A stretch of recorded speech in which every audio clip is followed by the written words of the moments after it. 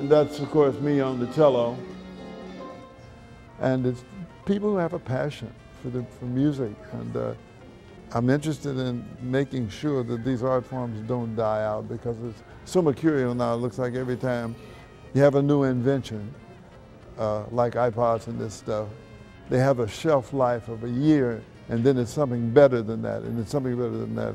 And if we don't capture it in history and get these kids interested in it now, you know, they'll get to a point where they think it started with Michael Jackson. I was bad. I really was a very, very poor player until much, much later.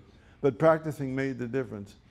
I had a tuba that I carried with me because it didn't have a case.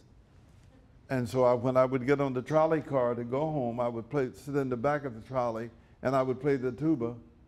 And the people who were coming home from work didn't need to hear a tuba playing at 5 in the afternoon when they're getting off from work. So finally the lady who drove the bus told me, you either leave the tuba at school or you won't ride this bus anymore. I tried to hide the tuba, but the tuba's too big to hide.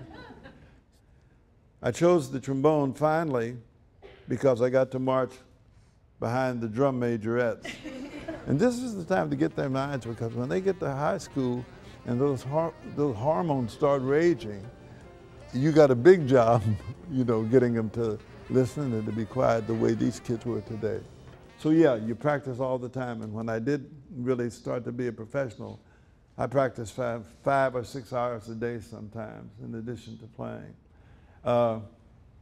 Had I been a basketball player or a football player or were into sports, I probably would have been doing that instead. But since I was a musician, I had a teacher who for a quarter would give me a lesson, and if I didn't have the quarter, he would give me the lesson anyway.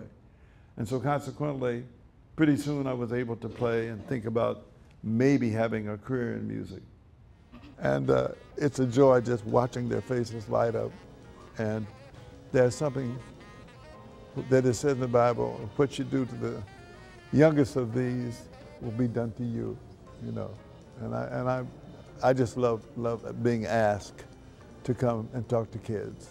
So finally I ended up playing the cello, and my high school teacher took me to a pawn shop and he said, let's put the instrument will challenge you. And so he bought a $15 cello and put it back together and started me playing cello. So I've been surrounded by music, yeah, all my life.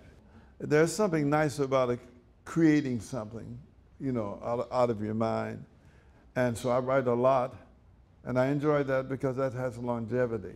As a player, I'm interested in that, but probably not to the same extent that I'm writing, simply because in writing, that can last forever. When people's habits change, when new instruments come into being, some of the tunes that I've written won't be played.